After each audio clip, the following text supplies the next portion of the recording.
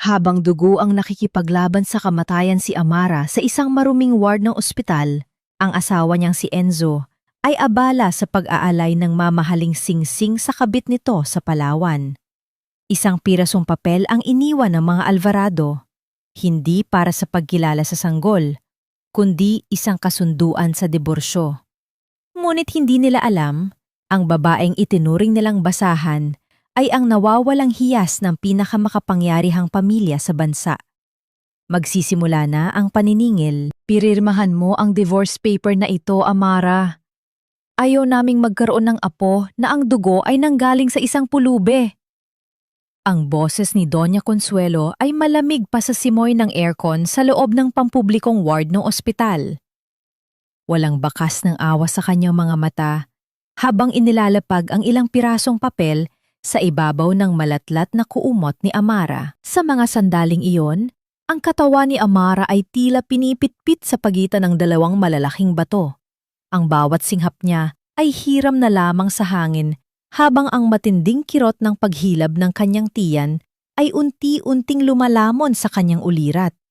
Pawis na pawis siya. Ang kanyang mga daliri ay nakabaon sa gilid ng bakal na kama. Naghahanap ng kahit anong kapitan sa gitna ng unos ng panganganak. Mama, huwag po ngayon. Ang tanging naisambit ni Amara sa pagitan ng kanyang mga ungol. Ang kanyang boses ay tila isang marupok na sinulid na anumang sandali ay mapuputol na. Nasaan po si Enzo? Kailangan ko po siya. Isang mapait na nisi ang sumilay sa labi ng matanda. Hindi siya sumagot. Sa halip ay kinuha niya ang cellphone nito mula sa bedside table at itinapat ang screen sa harap ng namumutlang mukha ni Amara. Sa screen, nakita niya ang isang litrato na kakarating pa lamang sa social media feed. Naroon si Enzo, ang kanyang asawa, ang lalaking pinag-alaya niya ng 3 taon ng pagsisilbi at pagtitiis. Nakangiti ito ng malawak. Nakayakap sa isang magandang babae na si Isabel. Habang sa background ay ang asul na dagat ng Palawan at ang papalubog na araw. Ang caption ay tila isang kutsilyong paulit-ulit na itinusok sa dibdib ni Amara. My true peace. At last, naramdaman ni Amara ang paghinto ng tibok ng kanyang puso bago ito muling bumitaw ng isang malakas at masakit na pintig. Ang kanyang mga kamay na kanina ay nanginghinig sa sakit ng panganganak ay biglang naging paralisado. Ang bolpen na inabot ni Doña Consuelo ay parang isang mabigat na piraso ng bakal. Pinili niya ang kaligayahan niya, Amara, at hindi ikaw iyon. Isang pirma lang at bibigyan kita ng panggastos sa panganganak mo. Isipin mo ang batang yan. Gusto mo bang lumabas siya sa mundong ito na walang kahit 5? Ang mitya ng kanyang pag-asa ay tila unti-unting namamatay sa bawat salitang binibitawan ng biyenan. Habang ang kanyang asawa ay lumalangoy sa karangyaan at init ng yakap ng iba, siya ay nandito, nakahiga sa isang kama na amoy gamot at kalawang, itinatakwil na parang isang maruming basahan matapos pakinabangan. Ang bawat sakripisyo niya, ang paggising na madaling araw para pagsilbihan ang pamilya Alvarado, ang pagtitiis sa mga panlalait sa kanyang pagkatao, ang paglimot sa sarili niyang mga pangarap, lahat ng iyon ay naglaho na parang uso. Sa gitna ng malabong paningin, dahil sa luhang hindi na mapigilan, kinuha ni Amara ang bulpen. Ang kanyang lagda ay hindi lamang isang pagpayag sa diborsyo, ito ang huling bakas ng kanyang pagkawasak.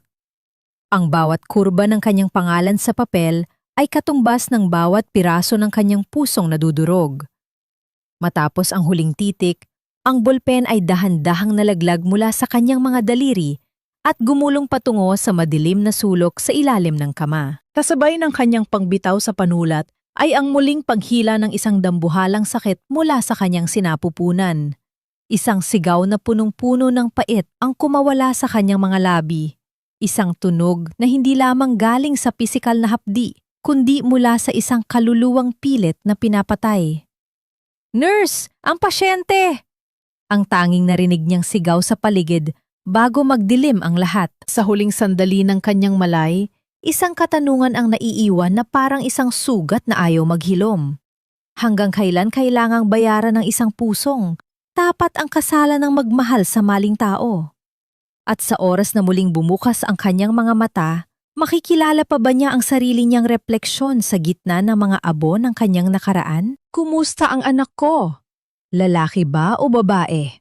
At ang babaeng yun, napirmahan na ba niya ang mga papeles? Ang boses ni Enzo ay puno ng kawalan ng pakialam habang naglalakad sa madilim na pasilyo ng ospital. Suot niya ang isang mamahaling polo shirt na amoy dagat at mamahaling pabango, isang masakit na kabaligtaran sa amoy ng alkohol at pagkabulok sa loob ng pampublikong pasilidad. Sa tabi niya, si Donna Consuelo ay nakangiti ng may pagmamalaki, tila isang reyna na katatapos lang manalo sa isang malaking laban. Huwag kang mag-alala, anak. Nakuha ko na ang lagda niya. Malaya ka na sa pabigat na iyon. Sagot ng matanda habang hinahaplos ang braso ng anak. Ang mahalaga ay maayos na ang lahat para sa inyo ni Isabel.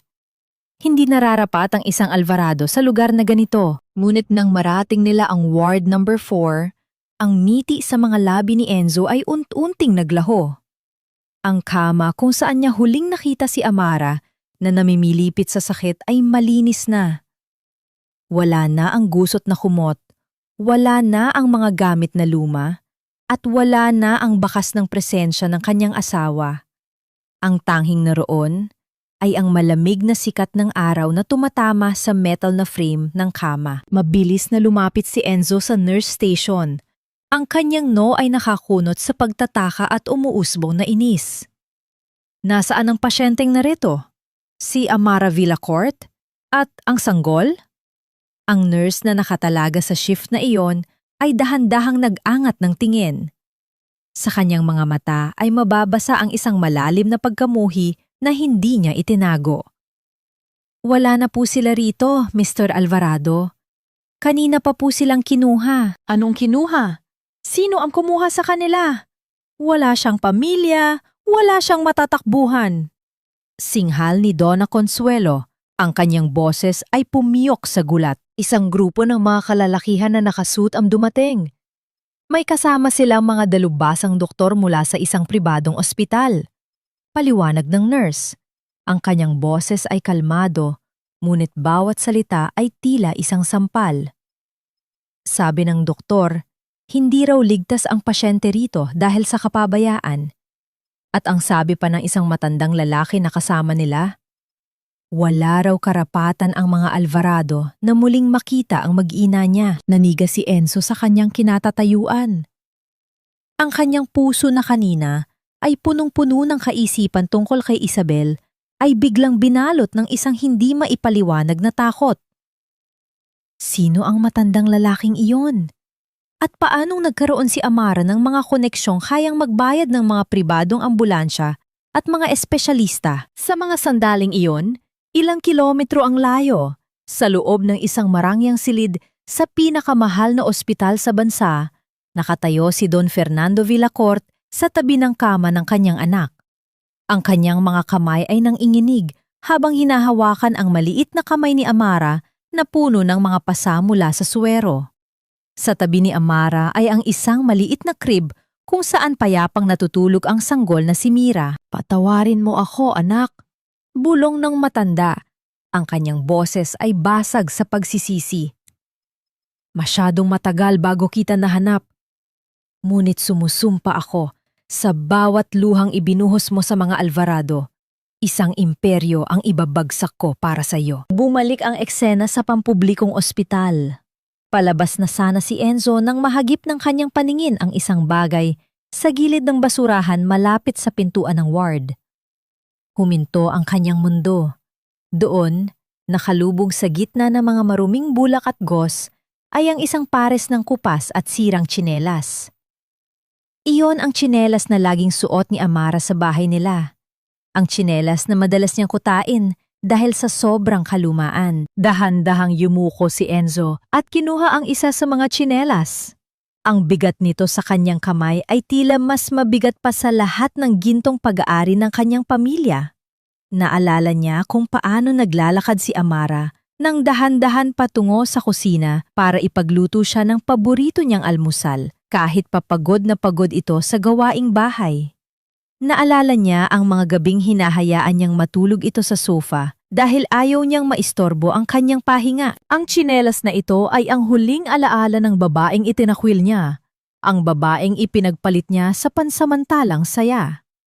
Isang malalim na katahimikan ang bumalot sa kanya, isang katahimikan na unti-unting nilalamon ng isang namumuong pagsisisi. Ngunit huli na ang lahat para sa mga paumanhin. Ang Amara na kilala niya ay patay na, at ang babaeng muling magigising ay hindi na ang biktima na maaari niyang muling saktan. Bit-bit ang tsinelas, lumabas si Enzo sa ospital na ang tingin ay nakatuon sa malayo. Hindi niya alam, sa mga oras na iyon, ang kanyang mga kumpanya, ang kanyang yaman at ang kanyang pangalan ay nagsisimula na ring mawasak sa ilalim ng kapangyarihan ng pamilyang Villacourt. 3 taon. 1,945 araw ng paghubog sa apoy, ng galit at pag-asa sa loob ng isang malawak na opisina sa pinakamataas na palapag ng Villacourt Tower. Nakatayo si Amara sa harap ng dambuhalang bintanang salamin. Ang tanawin ng buong Makati ay nasa kanyang paanan. Ang mga ilaw ng lungsod ay tila mga hiyas na nagkikislapan sa dilim. Ngunit ang kanyang mga mata, na dati ay puno ng pagsamo at luha, ay kasing lamig na ngayon ng asero. Ang suot niyang puting business suit ay tila isang balute, sumisimbolo sa kanyang muling pagkabuhay mula sa mga abo ng nakaraan. Ang bawat hakbang niya sa makintab na sahig ay may dalang awtoridad. Wala na ang babaeng yumuyukod sa bawat bulyaw ni Doña Consuelo. Ang Amara na nasa harap ng salamin ngayon ay isang reyna na handang bawiin ang kahariang nararapat sa kanya.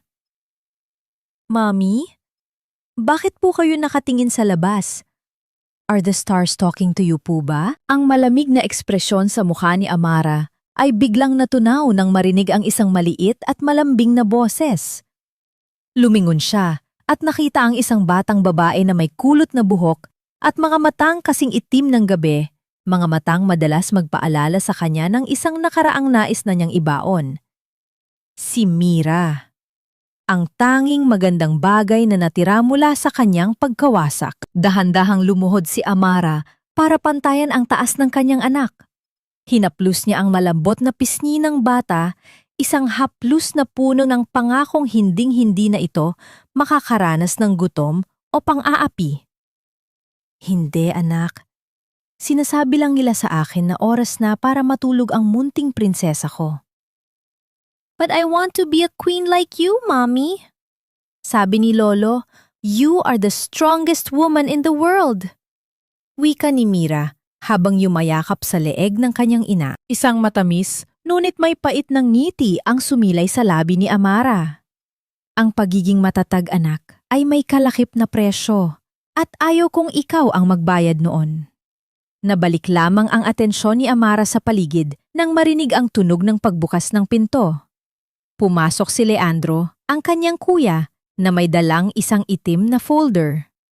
Ang kanyang mukha ay seryoso, ang mga mata ay nakatuon sa kanyang kapatid na tila binabasa ang nilalaman ng isip nito. The board meeting is over, Amara. Everything is set. Simula ni Leandro habang inilalapag ang folder sa mesa. Ang Alvarado National Bank ay nasa bingit na ng pagbagsak. Ang kanilang mga shares ay bumubulusok at ang mga investors ay isa-isang tumatalikod. Isang pirma mo na lang at magiging pag-aari na natin ang tanging institusyong nagbibigay ng dangal sa pangalan nila. Lumapit si Amara sa mesa. Tiningnan niya ang mga dokumento, ang mga numero na sumisimbolo sa dahan-dahang kamatayan ng kabuhayan ng mga taong nagtapon sa kanya sa kalsada habang siya ay duguan. Naalala niya ang lamig ng sahig ng ospital, ang gutom, at ang pangungutya sa kanyang pagkatao. Enzo is desperate, Amara. Pagpapatuloy ni Leandro, ang kanyang boses ay may halong babala. He's been looking for investors everywhere. Hindi niya alam na bawat pintong kinakatok niya ay kontrolado na natin. He has no idea that the woman he left in that ward is the one holding the rope around his neck. Dahan-dahang kinuha ni Amara ang mamahaling pluma mula sa ibabaw ng mesa. Sandali niya itong pinagmasdan, wari may mga alaalang muling sumagi sa kanyang isip. Naalala niya ang panulat na minsang humudyat sa pagtatapos ng isang mahalagang yugto ng kanyang buhay ilang taon na ang nakalipas. Ngunit iba na ang kahulugan ng sandaling ito. Kung noon ay simbolo iyon ng isang masakit na pamamaalam, ngayon naman ay nagsisilbi itong paalala ng bagong kabanatang kanyang sisimulan. Mariin niya itong hinawakan, handang isulat ang mga susunod na hakbang sa landas na matagal na niyang pinaghandaan. Hindi ko lang gustong makuha ang bangko nila, kuya. Bulong ni Amara, ang boses ay matatag at walang pang-inginig. Gusto kong makita ang sandali na ma-realize nila na ang perang ipinaddamot nila sa gatas ng anak ko ay ang perang gagamitin ko para bilhin ang kanilang pagkatao. Mabilis at walang pag-aalinlangang nilagdaan ni Amara ang kasunduan. Ang bawat kurba ng kanyang pangalan ay tila isang hatol ng kamatayan para sa pamilya Alvarado. Execute the takeover tomorrow morning. Utos ni Amara habang isinasara ang folder. Gusto kong ako mismo ang humarap sa kanila sa boardroom. Gusto kong makita ang mukha ni Donna Consuelo kapag nalaman niyang ang pulubi na itinaboy niya ang magdedesisyon kung may matitira pa bang bubong sa itaas ng kanilang mga ulo. Lumingon si Amara sa bintana habang ang isang malakas na kidlat ay gumuhit sa kalangitan. Pansamantalang, nagbibigay ng liwanag sa kanyang mukha na puno ng determinasyon. Ang laro ay magsisimula na, at sa pagkakataong ito, siya ang may hawak ng lahat ng alas. Ayusin mo ang iyong tindig, Enzo. Hindi tayo narito para magmukhang kaawa-awa. Kailangan nating makuha ang pirma ng mga Villacourt kung ayaw mo matulog sa kalsada bukas. Ang boses ni Isabel ay puno ng pagkairita habang hinihila ang manggas ng suit ni Enzo. Sa loob ng dambuhalang ballroom ng Grand Hyatt, ang kislap ng mga kristal na chandelier ay tila nanunuya sa kanilang kalagayan. Ang magarbong kasuotan ni Isabel ay hindi na maitago ang katotohanang ang mga alahas na suot niya ay mga replika na lamang.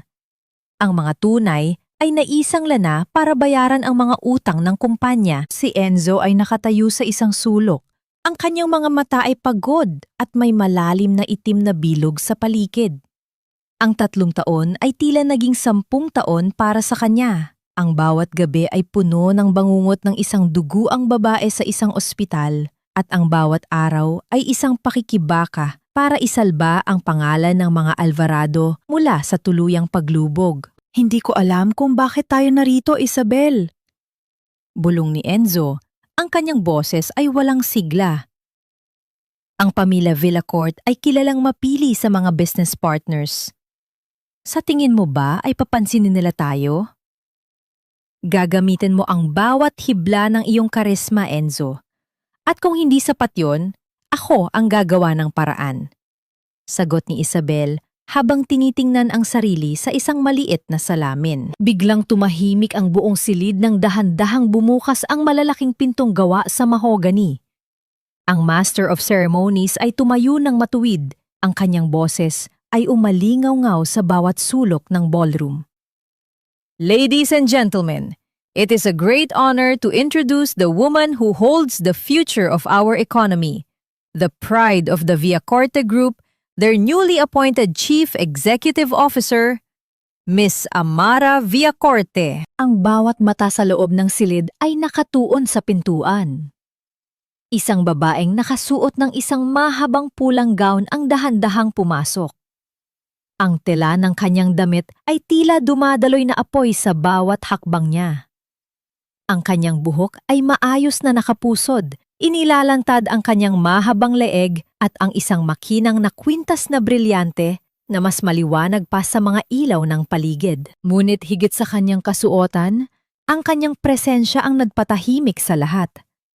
May dalang kakaibang lamig at kapangyarihan ang bawat galaw niya.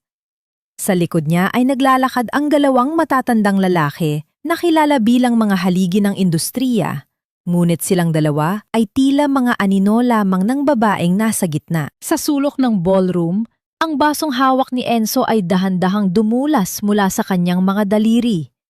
Ang tunog ng pagkabasag ng kristal sa sahig ay hindi narinig ng sinuman dahil sa palakpakan ng mga tao. Ngunit para kay Enzo, iyon na ang huling tunog ng kanyang katinuan. Ang kanyang puso ay tila tumigil sa pagtibok. Ang hanging nilalanghap niya ay tila naging lason. Ang babaeng nasa entablado, ang babaeng tinatawag nilang makapangyarihang CEO, ay may mukhang hinding-hindi niya malilimutan. Iyon ang mukhang iniwan niya sa gitna ng paghihirap. Iyon ang mukhang napanaginipan niya sa loob ng 1,000 gabi ng pagsisisi. Amara, ang tanging salitang lumabas sa nangangatog na labi ni Enzo. Ang kanyang boses ay tila isang pabulong na panalangin sa gitna ng impyerno. Hindi narinig ni Amara ang kanyang tawag, ngunit dahan-dahang lumingon ang babae sa direksyon kung saan nakatayo ang mga Alvarado. Ang kanilang mga mata ay nagtagpo sa gitna ng karamihan. Sa mga mata ni Amara, walang galit, walang sakit, at walang pangkilala. Ang naroon lamang ay ang isang malawak na karagatan ng kawalan ng pakialam. Isang bagay na mas masakit pa sa anumang sampal. Ngumiti ng bahagya si Amara, isang niting kasing talas ng labaha, bago muling ibinaling ang kanyang pansin sa mga taong nagnanais na makakuha ng kanyang pabor. Enzo, anong nangyayari sa'yo? Bakit ka namumutla? Tanong ni Isabel habang hinahawakan ang braso ng lalaki. Ngunit nang sundan niya ang tingin ni Enzo, ang kanyang sariling mukha ay nawalan din ng kulay. Ang kanyang paghinga ay naging mabilis at mababaw. Hindi maaari. Patay na siya. Sabi ng mama mo, namatay siya sa hirap. Hindi sumagot si Enzo. Ang kanyang paningin ay nanatiling nakako sa babaeng nasa entablado. Sa bawat tawa ni Amara, sa bawat pakikipagkamay nito sa mga bilyonaryo, nararamdaman ni Enzo ang unti-unting pagguho ng kanyang mundo. Ang babaeng itinuring nilang basahan ay nakatayo na ngayon sa tuktok ng isang bundok na hinding-hindi na nila maaabot. Dahan-dahang naglakad si Amara pababa ng entablado, direkta sa kinaroroonan nina Enzo at Isabel. Ang bawat hakbang ng kanyang takong sa sahig ay tila isang martilyo na pumupukpok sa kabaong ng pamilya Alvarado. Nang makarating siya sa harap nila, huminto siya. Ang amoy ng kanyang pabango, isang halo ng rosas at mamahaling kahoy, ay bumalot sa kanila, isang paalala ng layo ng kanilang katayuan. Good evening, bati ni Amara. Ang kanyang boses ay kasing kinis ng pelus. I believe you are the representatives of Alvarado National Bank? My secretary told me you were very persistent in seeking an audience with me. Amara, ikaw ba talaga yan? Nauutan na tanong ni Enzo. Ang kanyang kamay ay pilit na gustong humawak sa braso ng babae, ngunit pinigil niya ang sarili. Isang malamig na tawa ang kumawala sa mga labi ni Amara. I'm sorry, Mr. Alvarado, but in this room, only my friends call me by my name. To you, I am the woman who owns your debts. Now, shall we discuss how exactly you plan to pay me back? Or should I just start the foreclosure of your house tonight? Ang katahiminik sa pagitan nila ay tila isang nagnanaknak na sugat na biglang binuksan. Sa mga mata ni Enzo, nakita niya ang kanyang sariling katapusan. Sa loob ng marangyang powder room ng hotel, ang bawat tunog ng pagtulo ng tubig mula sa gintong gripo ay tila isang babala. Nakatayo si Amara sa harap ng malaking salamin, maingat na inaayos ang kanyang pulang lipstick. Ang kanyang mukha ay kalmado, ngunit ang kanyang mga mata ay naglalayab sa isang apoy na matagal na niyang kinikimkim. Bumukas ng marahas ang pinto at pumasok si Isabel. Ang kanyang dibdib ay mabilis na tumataas at bumababa. Ang kanyang mukha ay punong-puno ng galit at takot na pilit niyang ikinukubli sa likod ng makapal na make-up. Hindi kasi Amara. Imposible ito! Sigaw ni Isabel. Ang kanyang boses ay nanginghinig. Ang Amara na kilala ko ay isang hamak na pulube. Isang babaeng walang kwenta na itinapon sa basurahan. Siguradong nagpapanggap ka lang, gumagamit ka ng ibang pangalan para makuha ang atensyon ni Enzo. Dahan-dahang lumingon si Amara. Isang mapait na ngiti ang sumilay sa kanyang mga labi habang tinitingnan niya si Isabel mula ulo hanggang paa. Ang kanyang paningin ay huminto sa kwintas na suot ng babae. Ang mga hiyas na suot mo, Isabel, ay kasing peke ng pag-ibig ni Enzo sa iyo. Malamig na wika ni Amara.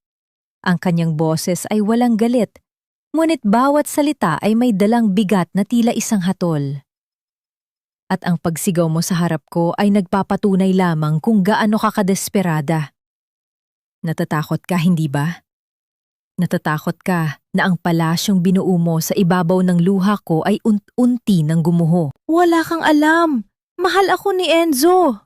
Muling sigaw ni Isabel, ngunit ang kanyang boses ay tila isang batang nawawala sa dilim.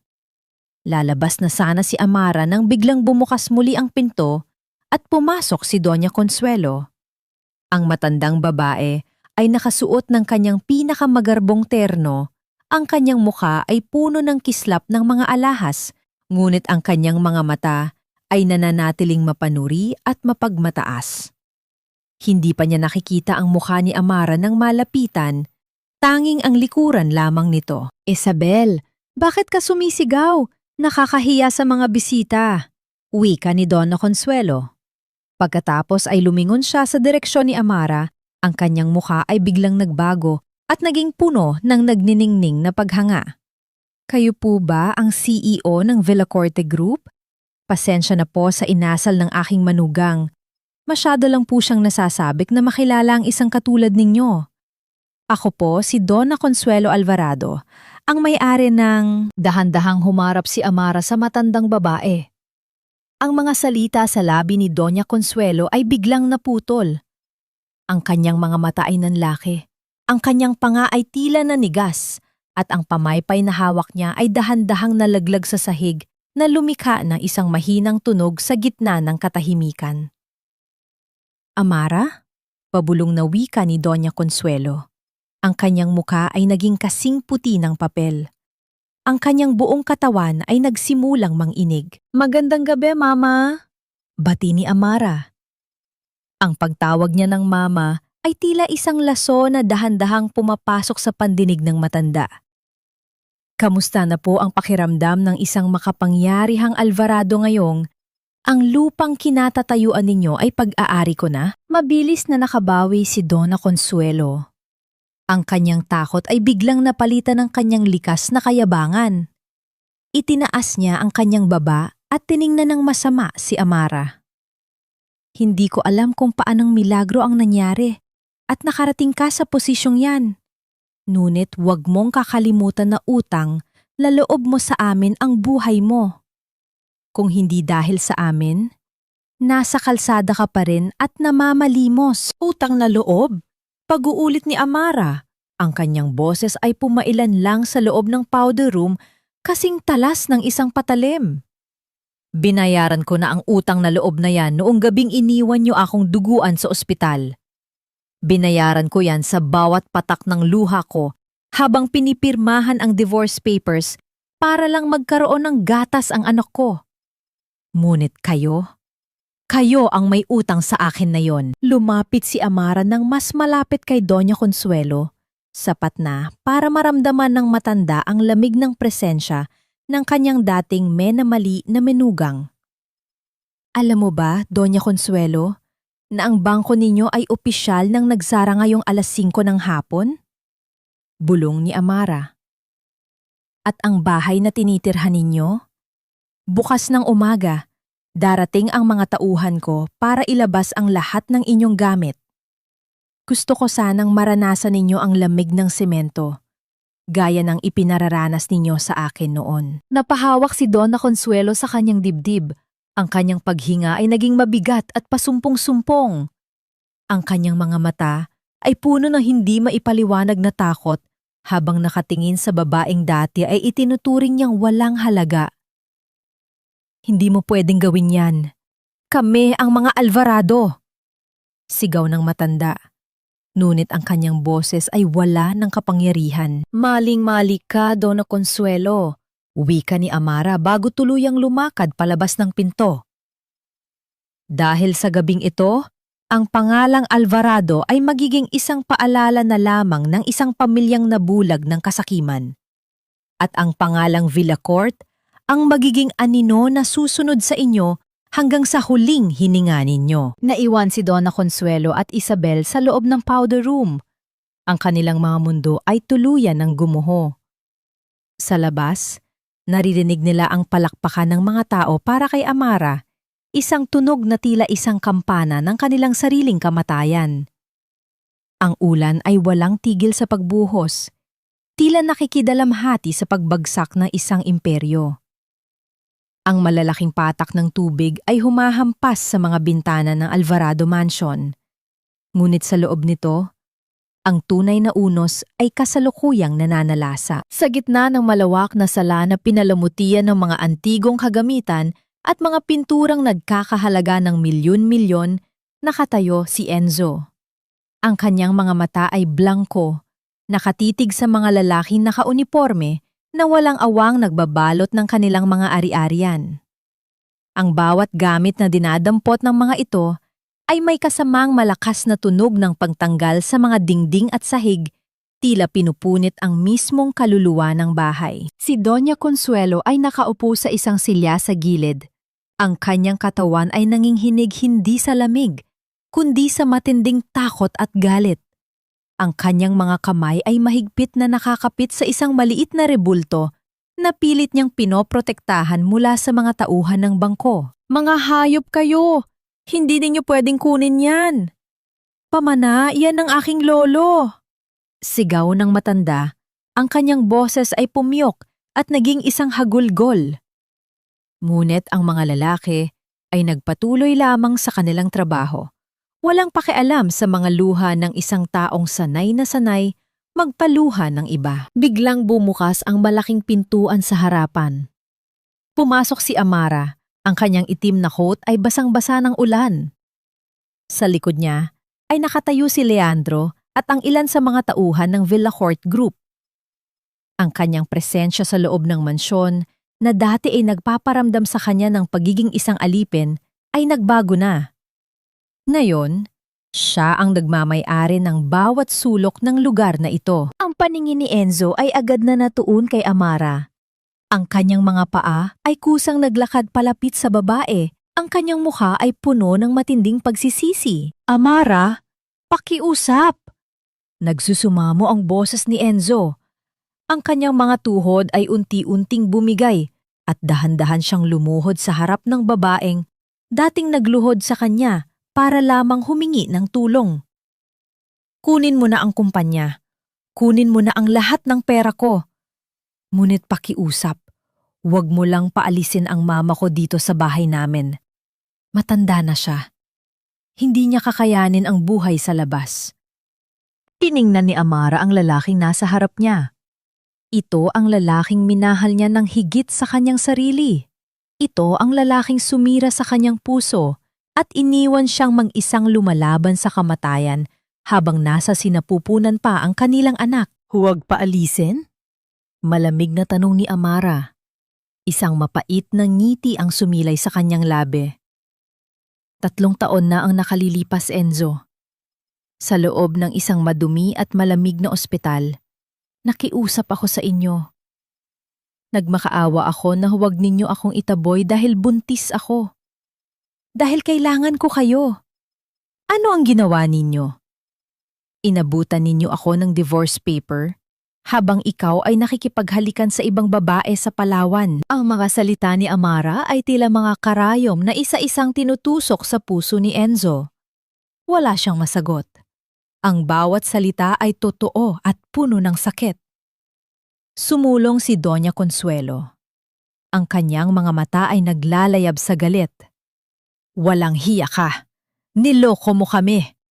Nagpanggap kang isang mahirap na babae para lang sirain ang pamilya namin. Umarap si Amara sa matanda.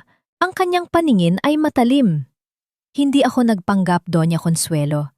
Nabuhay ako bilang isang asawa at manugang ninyo. Sinilbihan ko kayo ng walang hinihining kapalit. Kayo ang nagtulak sa akin na maging ganito.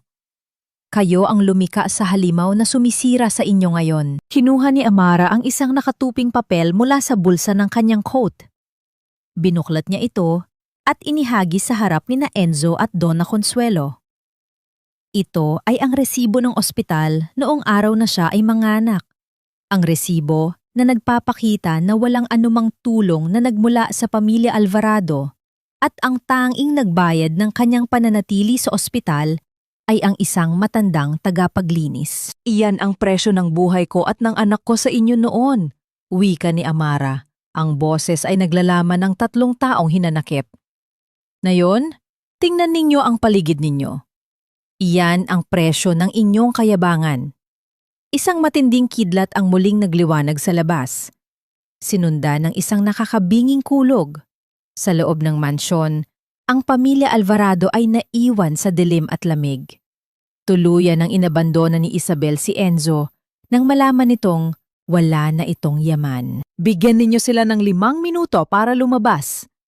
Utos ni Amara sa kanyang mga tauhan bago siya tumalikod at naglakad palabas sa ulan. Sa labas, habang papasok si Amara sa kanyang sasakyan, hindi niya maiwasang lumingon muli sa malaking mansyon.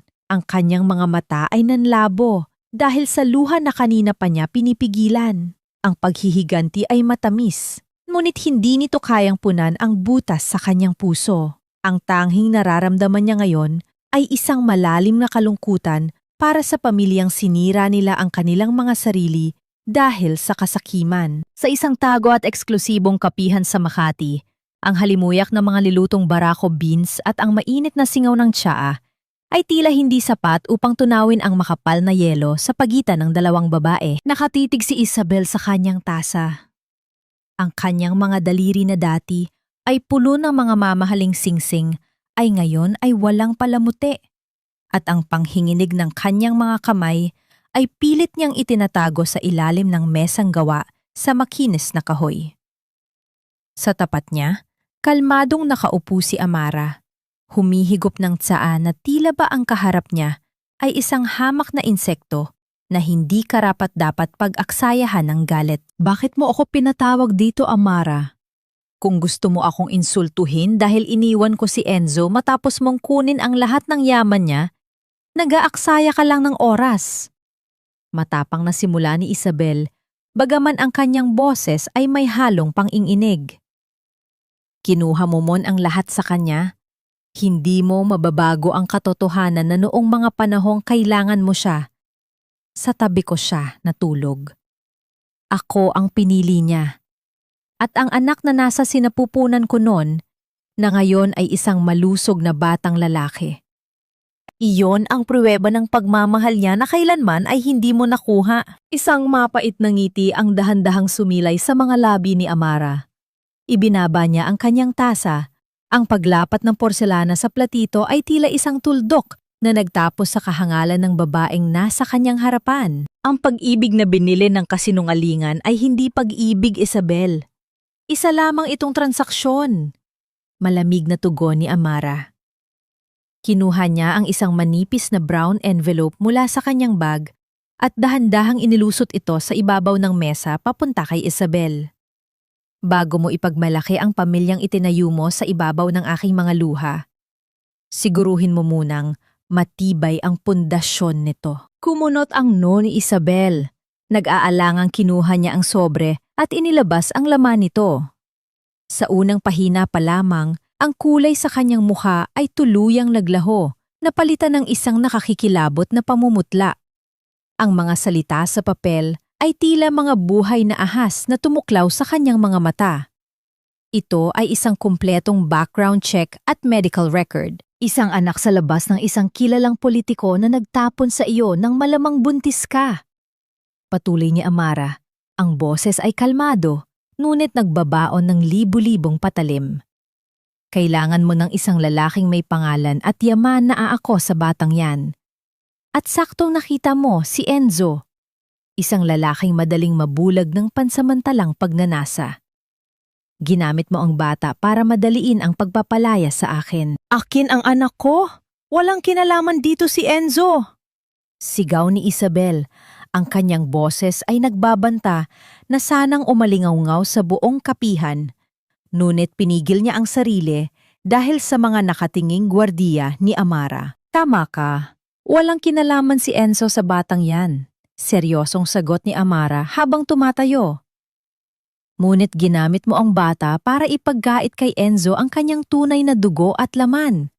At yan ang kasalanang hinding-hindi ko palalampasin. Maaari ka na umalis, Isabel. Wala na akong pakialam sa iyo. Ang impormasong yan ay sapat na para sa huling hakbang ng aking paniningil. Tinalikuran ni Amara ang nanginginig na si Isabel at naglakad palabas. Iniiwan ang babae sa gitna ng kanyang gumuguhong ilusyon. Samantala, sa isang masikip at madilim na inuupahang kwarto sa gilid ng Maynila, ang amoy ng lumang kahoy at alikabok ay nakakasakal. Nakaupo si Enzo sa sahig. Ang likod ay nakasandal sa malamig na pader habang pinagmamasdan niya si Doña Consuelo na umuubo sa ibabaw ng isang manipis na papag. Ito na ang kanilang buhay. Wala nang magagara at masasarap na pagkain. Wala nang mga katulong. Isang katok mula sa pintuan ang nagpabalik sa kanyang ulirat. Nang buksan niya ito, isang mensahero ang nag-abot sa kanya ng isang pamilyar na brown envelope na walang pangalan ng nagpadala. Nang may mabigat na pakiramdam, isinara ni Enzo ang pinto at dahan-dahang pinunit ang dulo ng sobre. Inilabas niya ang mga dokumento. Isang papel mula sa isang kilalang laboratorio. Sa itaas ay nakasulat ang pangalan niya at ang pangalan ng anak ni Isabel na itinuring niyang sariling anak at tagapagmana. Ibinaba niya ang kanyang paningin sa pinakailalim ng pahina. Sa bahaging nakabold ang mga letra. Probability of paternity, 0%. Ang paghinga ni Enzo ay biglang napatid. Ang piraso ng papel ay unti-unting nanginig kasabay ng kanyang mga kamay. Binasa niya itong muli at muli, umaasang magbabago ang mga numero. Ngunit ang katotohanan ay nakatitig sa kanya ng walang awa. Hindi sa kanya ang bata. Ang dahilan kung bakit niya ipinagpalit si Amara, ang dahilan kung bakit niya isinuko ang tunay niyang pamilya, ang dahilan kung bakit niya sinikmura ang maging isang demonyo sa paningin ng babaeng walang ginawa, kundi mahalin siya, ay isa lamang malaking kasinungalingan. Isang malakas na hikbi ang kumawala sa lalamunan ni Enzo. Ang kanyang mga tuhod ay tuluyang bumigay at napaluhod siya sa maruming sahig. Mahigpit niyang nilukot ang papel at itinapat sa kanyang dibdib habang ang mga luha ng matinding pagsisisi at pagkamuhi sa sarili ay naguunahang bumagsak. Itinapon niya ang kanyang tunay na asawa at anak para sa isang walang kwentang balat kayo. At ngayon, sa gitna ng kanyang pagkawasak, wala siyang ibang masisisi kundi ang kanyang sariling pagkabulag. Ang araw ay sumisikat sa kalahang Maynila, ngunit para sa pamilya Alvarado, ang liwanag nito ay tila isang malupit na paalala ng kanilang bumagsak na imperyo. Sa labas ng isang maliit at nangangamoy na eskinita, kung saan ang mga kanal ay puno ng itim na tubig at ang mga asong gala ay nag-aagawan sa mga tira-tirang pagkain, nakaupo si Enzo sa isang bangketa. Ang kanyang maruming kamay ay nakabaon sa kanyang magulong buhok. Wala na ang mamahaling pabango at ang makinis na mukha ng isang CEO. Ang lalaking naroon na yon ay isang anino na lamang ng kanyang dating sarili. Sa loob ng masikip na inuupahang kwarto, ang boses ni Donna Consuelo ay patuloy na nagrereklamo. Tila isang sirang plaka na nagpupumilit patugtugin ang isang awit na wala nang nakikinig. Enzo, hindi ko na kaya sa lugar na ito. Ang higaan ay puno ng surot at ang amoy ng labas ay pumapasok dito. Tumawag ka sa mga kaibigan natin sa Forbes Park. Sigurado akong may tutulong sa atin. Sigaw ng matanda habang pilit na pinapagpag ang kanyang maruming duster. Dahan-dahang pumasok si Enzo. Ang kanyang mga mata ay blanko, puno ng isang matinding pagkapagod na tumagos hanggang sa kanyang kaluluwa. Tiningnan niya ang kanyang ina, Ang babaeng nagturo sa kanya na ang halaga ng isang tao ay nasusukat lamang sa dami ng pera sa bangko. Wala na tayong kaibigan, Mama. Malamig na sagot ni Enzo. Ang boses niya ay basag at mahina. Kinuha na ni Amara ang lahat. Ang mga taong tinatawag ninyong kaibigan ay mga taong sumasambalang sa pera natin. At ngayon, wala na tayong pera. Ito ay kasalanan ng babaeng yon. Galit na tili ni Doña Consuelo. Ang kanyang muka ay namumula. Isang bruha na galing sa estero na nagpanggap na anghel. Dapat ay pinatay ko na siya noong nasa ospital pa lang siya. Hindi na napigilan ni Enzo. Ang galit, pagsisisi at ang katotohanan ng papel na natanggap niya kahapon ay sumabog na parang bulkan. Tama na, Mama! Sigaw ni Enzo, isang sigaw na nagpatahimik sa buong kwarto. Lumapit siya at marahas na hinawakan ang magkabilang balikat ng kanyang ina, ang kanyang mga mata ay nanlilisik sa luha. Hindi niya tayo sinira. Tayo ang sumira sa sarili natin. Itinaboy natin ang kaisa-isang babaeng nagmahal sa akin ng totoo para sa isang Isabel na niloko lang ako at ginawang ama ng batang hindi ko naman kadugo. Ang mukha ni Donna Consuelo ay tila binuhusan ng malamig na tubig. Ang kanyang mga mata ay nanlaki sa gulat, hindi makapaniwala sa narinig. Anong sinasabi mo? Ang bata, ang apo ko. Nauutal na tanong ng matanda, binitiwan siya ni Enzo at napahilot sa kanyang sentido. Isang mapait na tawa ang lumabas sa kanyang mga labi. Isang tawa ng taong tuluyan nang nabaliw sa sakit. Walang apo, Mama. Wala tayong apo kay Isabel.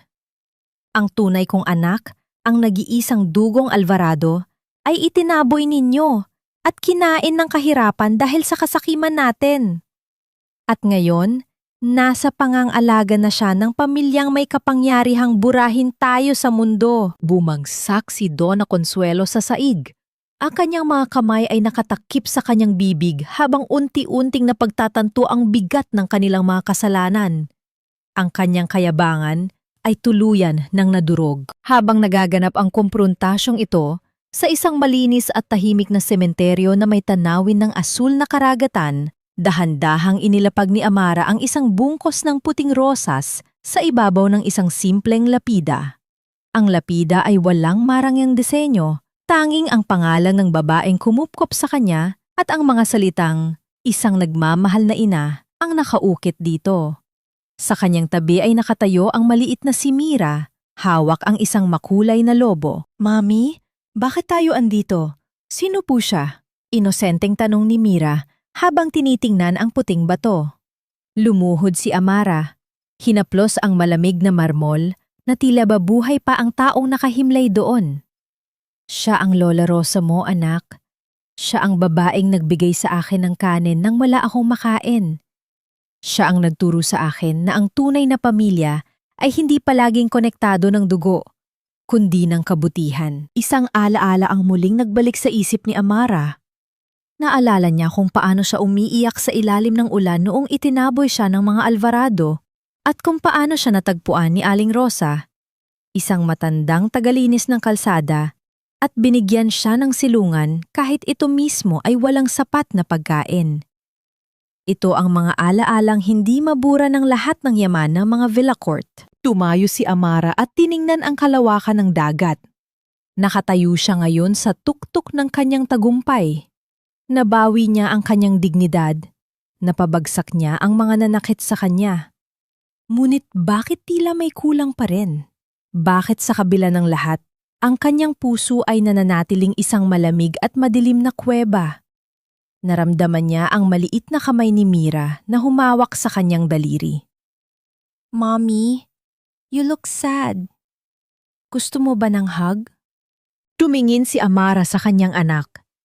Ang mukha ni Mira ay may matinding pagkakahawi kay Enzo.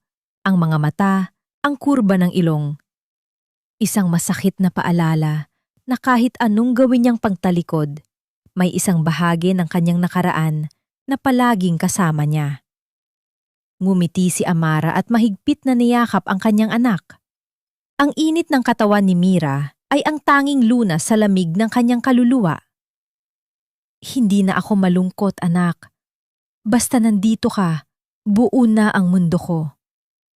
Sa sandaling iyon, napagtanto ni Amara ang isang bagay. Ang paghihiganti ay natapos na, ngunit ang kanyang pagpapagaling ay kakatikim pa lamang magsimula. At ang landas patungo rito ay hindi masusumpungan sa pagwasak sa iba, kundi sa pag-aaral kung paano muling buuhin ang kanyang sarili. 300 piso lang ito? Halos mabali na ang likod ko sa pagbubuhat ng mga semento. Tapos, ganito lang ang ibabayad ninyo? Ang boses ni Enzo ay nanghinginig sa pagod at gutom. Ang kanyang mga kamay na dati ay tanging mga mamahaling pluma at baso ng alak ang hawak. Ngayon ay puno ng mga kalyo, sugat, at nakabaong itim na dumi sa ilalim ng mga kuko.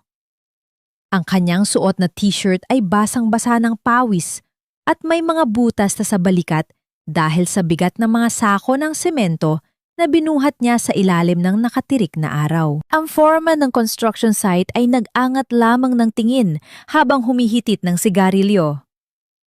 Kung ayaw mo, marami pang gustong pumalit sa'yo dyan, Alvarado.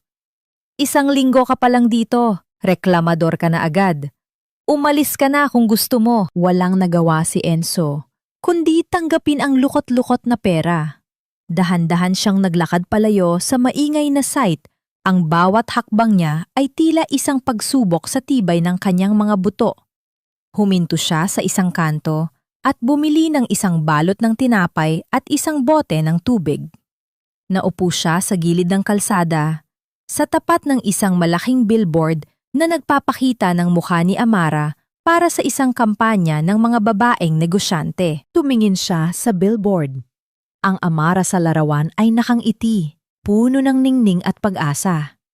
Inisip niya kung kumain na kaya ang kanyang anak. Inisip niya kung maayos ba ang tulog ni Amara.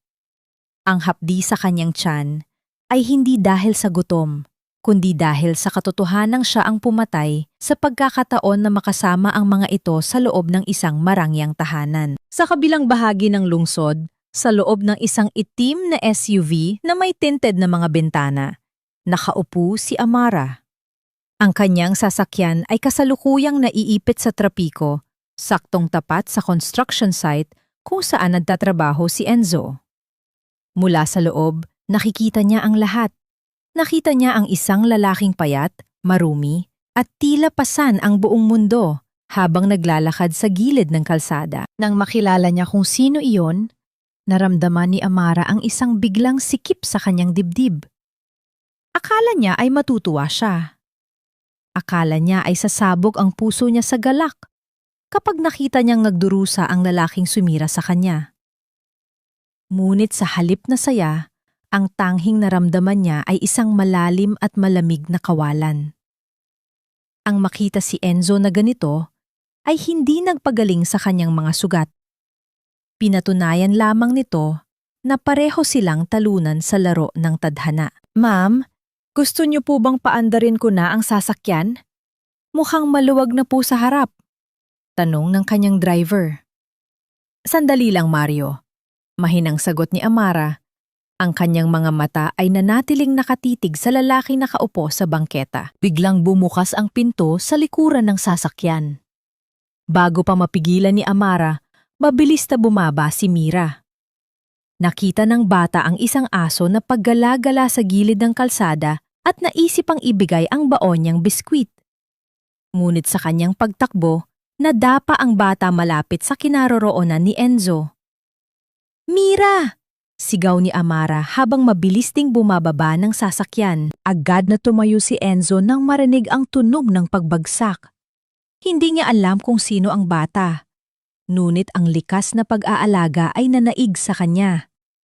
Nilapitan niya ang bata at dahan-dahang tinulungan itong tumayo. Pinagpag niya ang maruming tuhod ni Mira gamit ang kanyang nanginginig na mga kamay. Ayos ka lang ba, maliit na bata? May masakit ba sa'yo? Tanong ni Enzo. Ang kanyang boses ay puno ng lambing na matagal na niyang hindi nagagamit. Tumingala si Mira.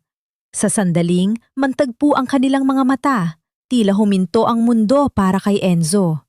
Ang mga matang iyon, ang kurba ng labi ng batang ito.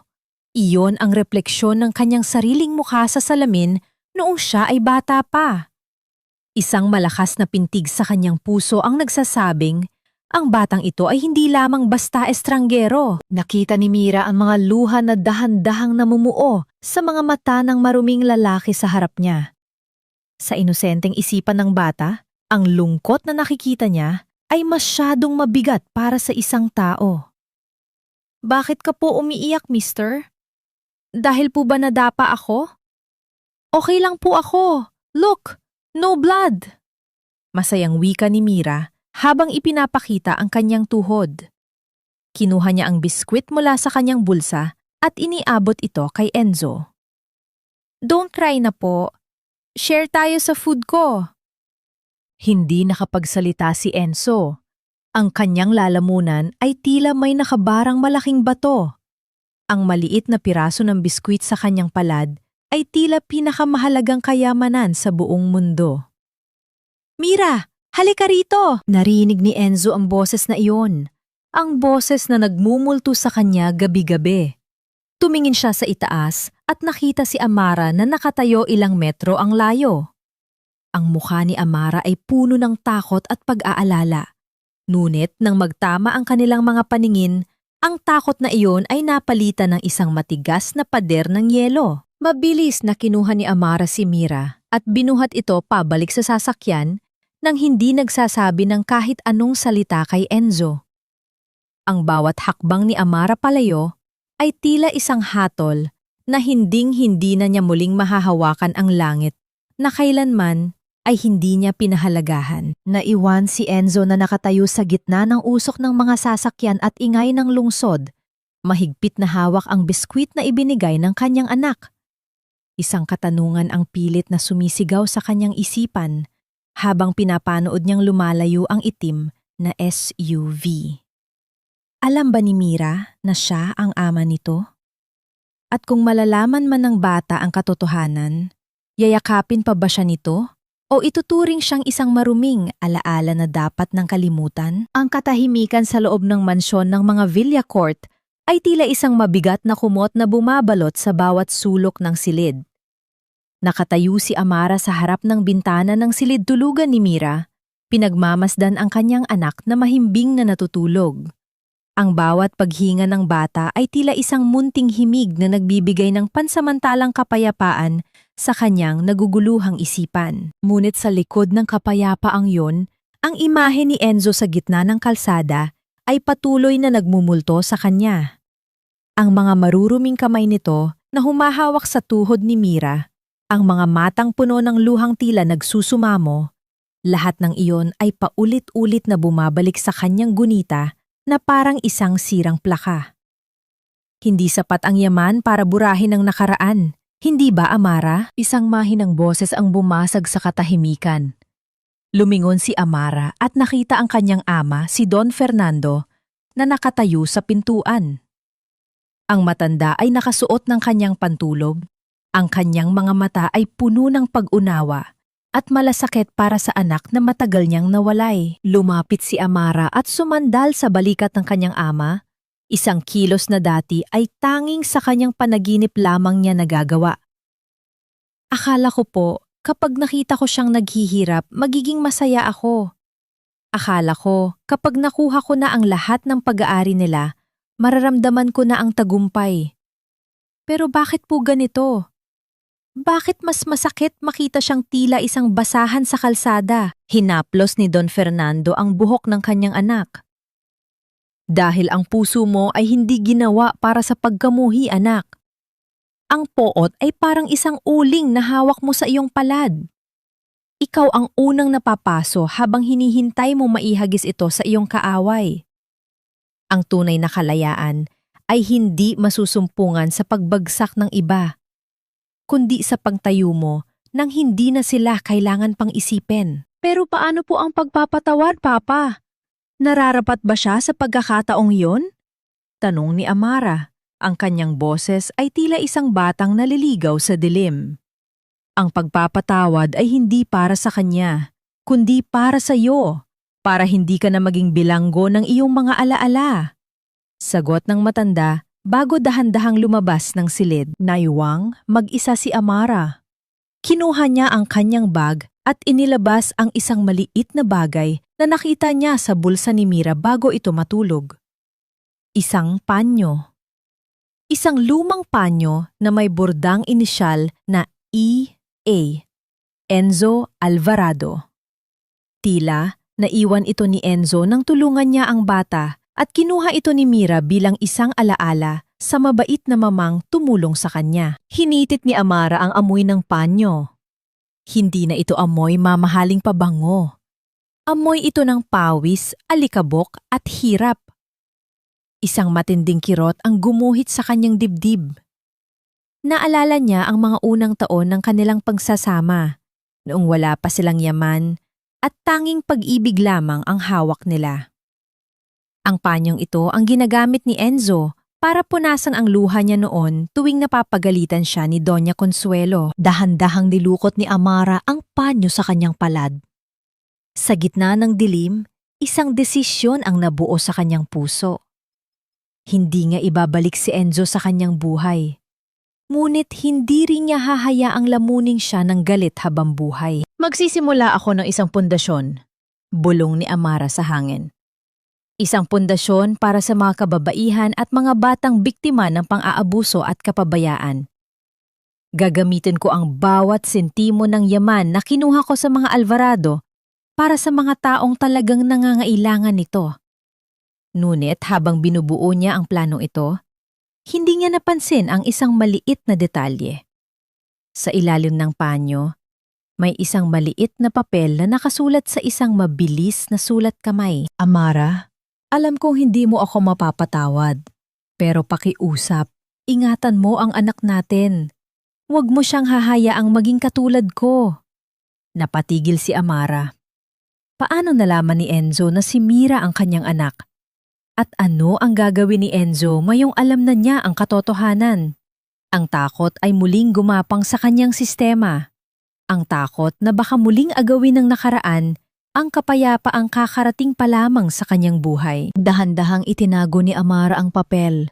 Ngunit ang kanyang mga kamay ay hindi na tumigil sa panghinginig hanggang sa pagsikat ng araw. Ang kapaligiran sa loob ng isang murang motel sa gilid ng EDSA ay puno ng amoy ng luma at maruming alpombra, isang lugar na hinding-hindi papasukan ng isang Isabel Rivas, 3 taon na ang nakalilipas.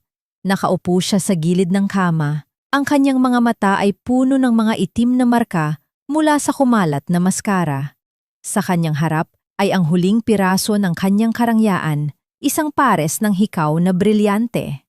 Ngunit nang tignan niya itong mabuti sa ilalim ng malamlam na ilaw, naramdaman niya ang isang matinding pait. Alam niyang peke rin ito.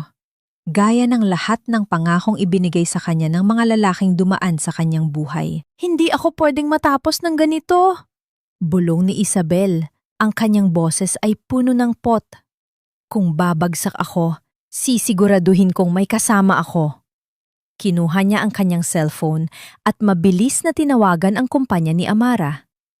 Gamit ang huling lakas ng kanyang pananakot, nagpanggap siyang may dalang mahalagang impormasyon tungkol sa seguridad ni Mira. Alam niyang ito lamang ang tanging paraan para harapin siya ni Amara. Pagkalipas ng 1 oras, sa loob ng isang pribadong silid sa isang mamahaling restaurant na pag-aari ng mga Villa Court, nagtagpo ang 2 babae. Nakatayo ang mga bodyguard sa labas, tinitiyak na walang makakagambala. Si Amara ay nakaupo ng tuwid. Ang kanyang mukha ay tila isang estatwang gawa sa marmol. Walang emosyon, walang takot. Ano ang kailangan mo, Isabel? Sabi ng sekretary ko, may kinalaman daw ito sa anak ko. Simula ni Amara. Ang bawat salita niya ay may kasamang lamig na tila nagpapababa ng temperatura sa loob ng silid. Gusto ko ng pera, Amara. 10 milyon. Diretsong sagot ni Isabel habang inilalapag ang kanyang maruming bag sa mesa. Kung hindi, ipagkakalat ko sa buong media ang tungkol sa nakaraan mo. Ipakikita ko sa lahat na ang dakilang CEO ng Villa Corte Group ay isang babaeng galing sa basurahan na tinalikuran ng asawa. Sisirain ko ang reputasyon mo hanggang sa wala ng gustong makipag-business sa iyo. Isang mahinang tawa ang kumawala sa mga labi ni Amara. Hindi ito tawa ng pagkatuwa, kundi tawa ng isang taong nakakita ng isang nakakaawang palabas. Reputasyon? Pag-uulit ni Amara. Dahan-dahan siyang tumayo at lumapit sa bintana. Pinagmamasdan ang mga sasakyang dumadaan sa ibaba. Ang nakaraan ko ay hindi ko ikinahihiya, Isabel. Ang pagiging mahirap ay hindi kasalanan. Ngunit ang pagnanakaw, iyon ang krimen. Biglang tumigas ang mukha ni Isabel. Anong pagnanakaw ang sinasabi mo? Humarap si Amara. Hawak ang isang tablet. Habang abala ka sa pagpaplano ng pananakot sa akin, nakalimutan mo yata na hawak ko na ang lahat ng records ng Alvarado National Bank. Natuklasan ng mga auditors ko na sa loob ng 2 taon, naglipat ka ng malalaking halaga mula sa kumpanya patungo sa isang dummy account sa Singapore. Ginamit mo ang pirma ni Enzo nang hindi niya alam. Ang paghinga ni Isabel ay naging mabilis. Ang kanyang mga kamay ay nagsimulang manginig sa ilalim ng mesa. Hindi yan totoo! Gawa-gawa mo lang yan! Sigaw ni Isabel, ngunit ang kanyang boses ay pumyok. Nakahanda na ang lahat, Isabel. Ang mga ebidensya, ang mga bank statements, at ang testimonya ng accountant na binayaran mo para manahimik. Patuloy ni Amara, ang boses ay nananatiling kalmado, ngunit bawat salita ay tila isang rehas na kumukulong sa babae. Hindi mo na kailangang mag-alala sa 10 milyon dahil ang matitirhan mo sa susunod na 20 taon ay libre. May pagkain at may uniforme pa. Bumukas ang pinto ng silid. 2 lalaking nakauniporme ng pulis ang pumasok, kasunod ang isang abogado. Ang tunog ng mga yabag ng kanilang sapatos sa sahig ay tila isang martilyo na tumatapos sa kalayaan ni Isabel. Isabel Rivas, you are under arrest for qualified theft and falsification of private documents. Wika ng isa sa mga pulis.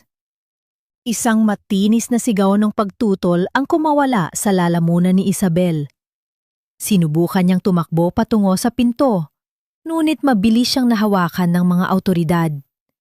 Ang kanyang pagsisigaw at pagmamakaawa ay umaling-aong-aw sa buong pasilyo, isang tunog na puno ng desperasyon at huling hininga ng kanyang kasamaan. Amara, maawa ka! Patawarin mo ako! Hiyaw ni Isabel habang kinakaladkad palabas. Nakatayo lamang si Amara, pinapanood ang babaeng sumira sa kanyang pamilya na dahan-dahang nawawala sa kanyang paningin. Wala siyang naramdamang saya sa pagkapanalo. Ang tanghing naroon ay ang isang malalim na paghinga ng ginhawa. Tapos na ang isa sa mga anino ng kanyang nakaraan. Samantala, sa isang malayong kalsada, narinig ni Enzo ang balita tungkol sa pag-aresto kay Isabel mula sa radyo ng isang dumaraang sasakyan. Huminto siya sa paglalakad. Ang kanyang balikat ay bagsak. Hindi siya nagulat. Alam niyang darating ang araw na ito. Ngunit ang mas masakit para sa kanya ay ang maisip na ang babaeng naging dahilan ng kanyang pangtalikod kay Amara ay isa lamang palang kriminal na nagnakaw sa sarili niyang kumpanya. Napatingin si Enzo sa langit. Ang dilim ay dahan-dahang lumalamon sa lungsod. Sa kanyang isipan, isang mukha lamang ang malinaw. Ang mukha ni Amara noong huli silang magkita sa kalsada. Karma na ba ito? Bulong ni Enzo sa hangin. O ito na ang simula ng aking sariling impyerno? Dahan-dahan niyang kinuha ang huling biskwit na ibinigay ni Mira mula sa kanyang bulsa. Ito na lamang ang tanging bagay na nagpapanatili sa kanya na huwag sumuko. Ngunit sa gitna ng kanyang pagmuni-muni, isang itim na sasakyan ang dahan-dahang huminto sa kanyang tapat. At ang bintana nito ay dahan-dahang bumaba. Huwag mong isiping ang mga luhang yan ay sapat na kabayaran para sa 3 taong pangdurusa ng kapatid ko. Ang boses ni Leandro ay kasing talas ng belyo, malamig at walang bahid ng awa. Dahan-dahan siyang bumaba mula sa makintab na itim na sasakyan. Ang kanyang mamahaling sapatos ay tumapak sa maputik na kalsada, isang malaking kaibahan sa kinalalagyan ni Enzo. Ang kintab ng suot ni Leandro ay naging salamin ng dumi at hirap na nakaguhit sa mukha ng dating CEO ng mga Alvarado. Napatayo si Enzo ng tuwid, ngunit ang kanyang mga balikat ay tila may nakadagang dambuhalang bato. Hawak pa rin niya ang huling biskwit na ibinigay ni Mira, ang tanging bagay na nagpapaalala sa kanya na mayroon pa siyang dahilan para huminga. Ang kanyang lalamunan ay tuyong-tuyo at ang bawat salitang nais niyang sabihin ay tila nababara sa tindi ng hiya at pagsisisi. Alam ko, Leandro, kahit ialay ko ang natitirang sandali ng buhay ko, hinding-hindi ko mabubura ang sakit na idinulot ko kay Amara. Mahinang sagot ni Enzo. Ang kanyang boses ay tila isang pabulong na panalangin sa gitna ng ingay ng lungsod. Hindi ako narito para humingi ng kapatawaran.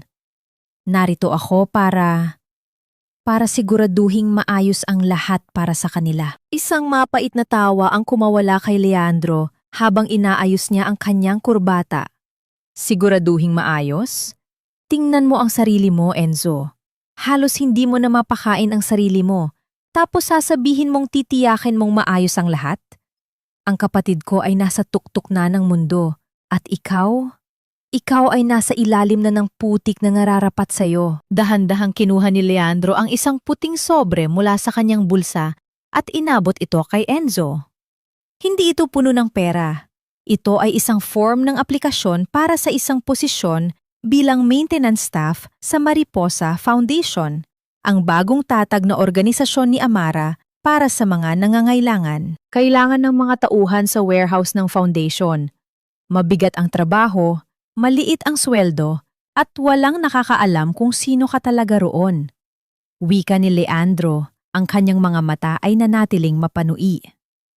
Kung talagang gusto mong magsilbi, gawin mo ito ng tahimik.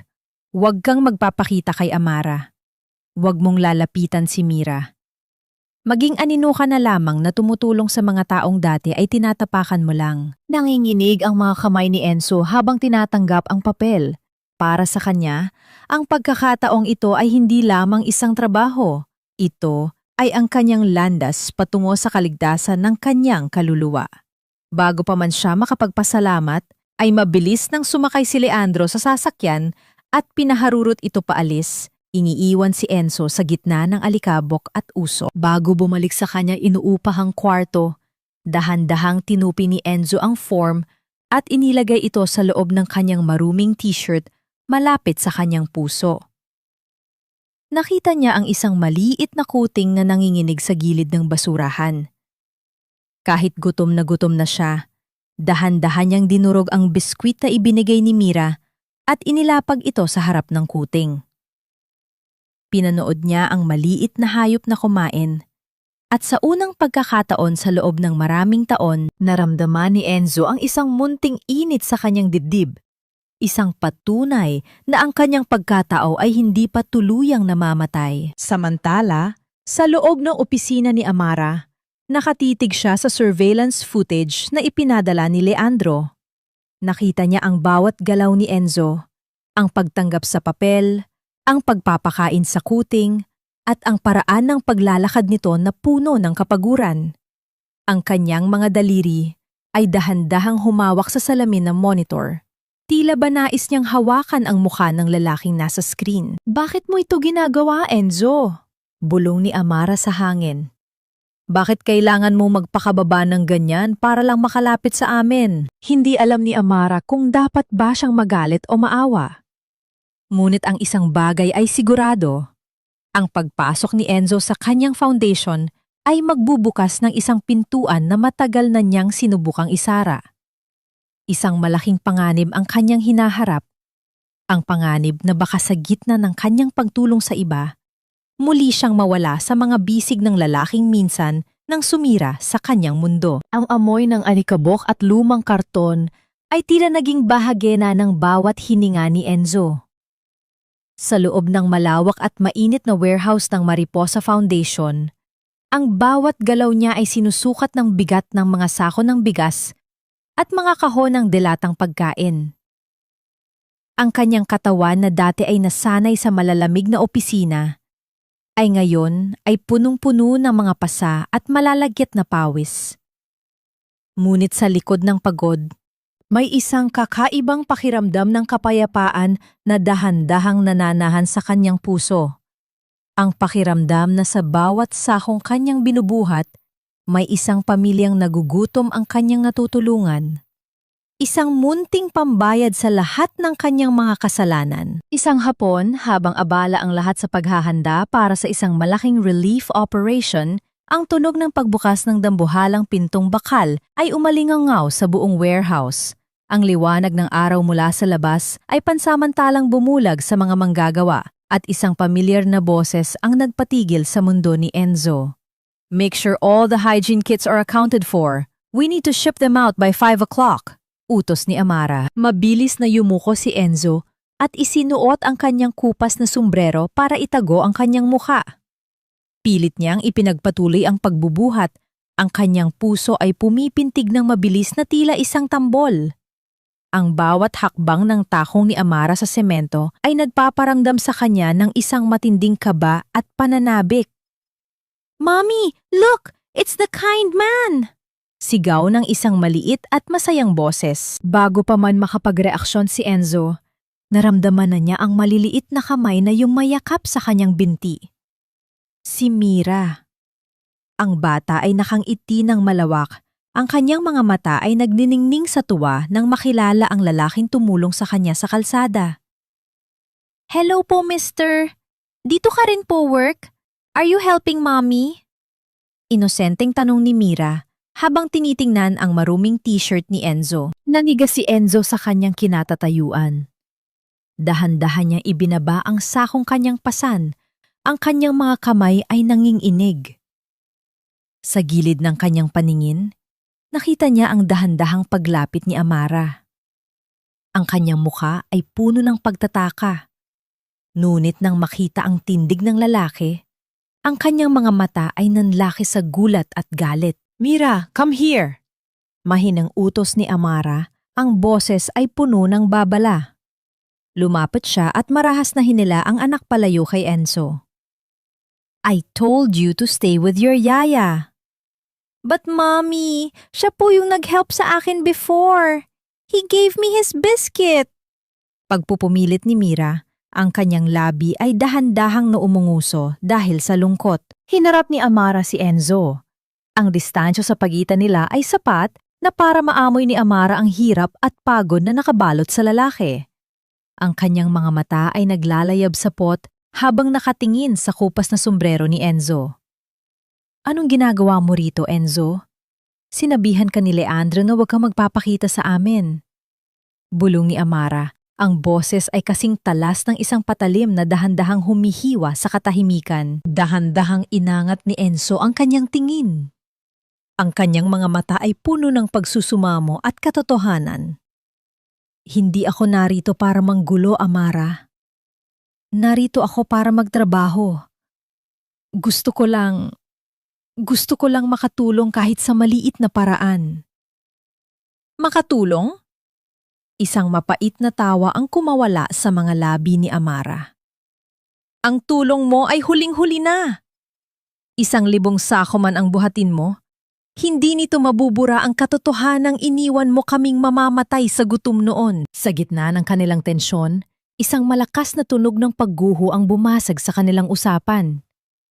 Ang isang mataas na salansa ng mga kahon sa gilid ay nagsimulang gumanit at dahan-dahang tumumba. Direkta sa kinaroroonan ni Mira na kasalukuyang nakatayo malapit sa mga istante. "Mira!" sigaw ni Amara. Ang kanyang katawan ay naging paralisado sa tindi ng takot. Walang pag-aalinlangang sumugod si Enzo. Sa loob ng 1 segundo, naitulak niya si Mira palayo sa panganib, ngunit ang dambuhalang bigat ng mga kahon ay bumagsak ng direkta sa kanyang balikat at likod. Ang tunog ng paghampas ng mga karton sa sahig ay sinundan ng isang matinding katahimikan. Nakabulagta si Enzo sa semento. Ang kanyang mukha ay nakabaon sa alikabok habang ang mga kahon ay nakapatong sa kanya. Isang mahinang ungol ng sakit ang lumabas sa kanyang mga labi. Ang dugo ay dahan-dahang lumabas mula sa isang sugat sa kanyang noo na humahalo sa dumi ng sahig. Mabilis na dinaluhan ni Amara si Mira. Tinitiyak na walang galos ang anak. Nang makita niyang ligtas ang bata, lumingon siya kay Enzo. Ang kanyang puso ay tila pinipiga. Ang galit na kanina lamang ay naglalayab ay biglang napalitan ng isang hindi maipaliwanag na takot. Enzo! Tawag ni Amara. Ang kanyang boses ay puno ng pagkataranta habang pilit na inaalis ang mga kahong nakadagan sa lalaki. Dahan-dahang idinilat ni Enzo ang kanyang mga mata. Sa kabila ng sakit, isang mahinang ngiti ang sumilay sa kanyang mga labi nang makitang ligtas si Mira. Ang kanyang kamay, na puno ng kalyo at dugo, ay dahan-dahang lumapit sa kinaroroonan ni Amara. Ngunit bago niya ito mahawakan, ang kanyang ulirat ay tuluyan ng naglaho. Ang amoy ng antiseptic sa loob ng puting silid ay tila nagpapabigat lalo sa dibdib ni Amara. Nakatayo siya sa paanan ng kama. Ang kanyang mga mata ay hindi maalis sa walang malay na figura ni Enzo. Ang lalaking dati ay puno ng yabang at kapangyarihan ay ngayon ay nakahiga, balot ng mga benda at konektado sa mga makina. Ang ritmikong paghinga ni Enzo ay ang tanging pruweba na patuloy pa rin siyang lumalaban. He suffered a mild concussion and a dislocated shoulder, but he's stable now. Wika ng doktor bago ito tahimik na lumabas ng kwarto. Nang magsara ang pinto, dahan-dahang lumapit si Amara sa gilid ng kama. Ang kanyang paningin ay nakapako sa maruming kamay ni Enzo na puno ng mga kalyo at sugat mula sa trabaho sa warehouse. Kakaiba ito sa makinis at perpektong kamay na minsang nag-abot sa kanya ng mga papeles ng diborsyo. Bumukas muli ang pinto. Pumasok si Don Fernando. Ang kanyang mukha ay seryoso, ngunit may bahid ng pag-aalala para sa kanyang anak. Lumapit siya kay Amara at hinawakan ang balikat nito. Alam ko kung anong iniisip mo, Amara. Mahinang simula ng matanda. Nakikita mo ang pagbabago niya at ngayon ay iniligtas pa niya ang buhay ng anak mo. Ang iyong puso ay naguguluhan kung dapat mo na siyang patawarin. Hindi sumagot si Amara. Ang kanyang mga mata ay puno ng luhang nagbabadyang bumagsak. Papa, bakit kailangan niyang gawin ito? Bakit kailangan niya pang magpakabayane? Mas madali para sa akin ang kamuhian siya kung nanatili siyang makasarili. Ngunit ngayon, paano ko siya kamumuhian kung ibinuwis niya ang buhay niya para sa anak ko? Isang malalim na buntong hininga ang kumawala kay Don Fernando. Ang pagpapatawad ay hindi ibig sabihin ay kalilimutan mo ang nakaraan, anak. At hindi rin ibig sabihin ay kailangan mo siyang tanggapin muli sa iyong buhay bilang isang asawa. Minsan, ang pagpapatawad ay ang pagkilala lamang na ang taong nanakit sa iyo ay may kakayahan ding gumawa ng tama. Tumingin si Amara sa kanyang ama. Ang mga salita nito ay tila isang malinaw na tubig na naghugas sa kanyang naguguluhin isipan. Sa sandaling yon, dahan-dahang gumalaw ang mga daliri ni Enzo. Isang mahinang ungol ng sakit ang lumabas sa kanyang mga labi bago tuluyang bumukas ang kanyang mga mata. Sa una, ang kanyang paningin ay malabo. Ngunit, nang dahan-dahang luminaw ito, nakita niya si Amara na nakatayo malapit sa kanya. Mira! Ang unang salitang namutawi sa labi ni Enzo. Ang kanyang boses ay basag at mahina. Ayos ba siya? Nasaktan ba siya? Ligtas siya, Enzo. Walang galos ang anak ko. Malamig, ngunit kalmadong sagot ni Amara. Isang ngiti ng kaginhawaan ang sumilay sa mukha ni Enzo bago niya ipinikit muli ang kanyang mga mata. Salamat sa Diyos. Isang mahabang katahimikan ang namayani sa silid. Si Don Fernando ay tahimik na lumabas, nagbibigay ng pagkakataon sa dalawa na mag-usap. Bakit mo ginawa iyon, Enzo? Tanong ni Amara. Ang kanyang boses ay nanginginig sa pinipigilang emosyon. Bakit kailangan mong pumasok sa warehouse ng patago? Anong gusto mong patunayan? Dahan-dahang idinilat ni Enzo ang kanyang mga mata. Ang paningin ay nakapako sa kisame. Wala akong gustong patunayan, Amara. Gusto ko lang maramdaman kung gaano kabigat ang hirap na ipinaranas ko sa'yo. Noong mga panahong pinagbubuhat mo ang sarili mo ng mag-isa. Noong mga panahong nag-utom ka. Naisip ko, siguro kung bubuhatin ko ang mga sakong iyon para sa iba, kahit papaano, gagaan ang kasalanan ko sa'yo. Hindi mo mababayaran ang nakaraan sa pamamagitan ng pagpapahirap sa sarili mo. Mariing sagot ni Amara, ngunit ang kanyang mga mata ay dahan-dahang naluluha. Dahan-dahang humarap si Enzo kay Amara. Mabigat ang kanyang mga mata, puno ng pagsisisi at lungkot na matagal na niyang dala. Sandali siyang natahimik bago muling nagsalita, na tila maingat na pinipili ang bawat salita. Alam ko, mahina niyang tugon. At nauunawaan ko kung bakit napakahirap para sa'yo na muling magtiwala. Hindi na rin ako umaasang mababago ko ang lahat ng nangyari. Huminga siya ng malalim bago ibinaba ang tingin. May isa lang akong hinihiling. Kung maaari, hayaan mo akong gampanan ang pagiging ama kay Mira sa abot ng aking makakaya. Hindi para sa akin, kundi para sa kanya. Kahit hindi na ako maging bahagi ng buhay ninyo gaya ng dati, sana ay mabigyan pa rin ako ng pagkakataong maipakita sa kanya na mahal ko siya. Naramdaman ni Amara ang pagpatak ng kanyang luha.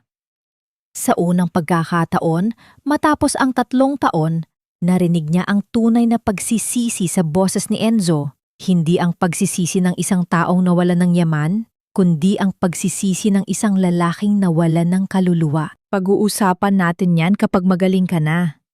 Wika ni Amara, sinusubukang panatilihin ang lamig sa kanyang boses. Ngunit ang pagtalikod niya ay mabilis at puno ng emosyon. Bago siya tuluyang lumabas ng pinto, huminto siya at lumingon.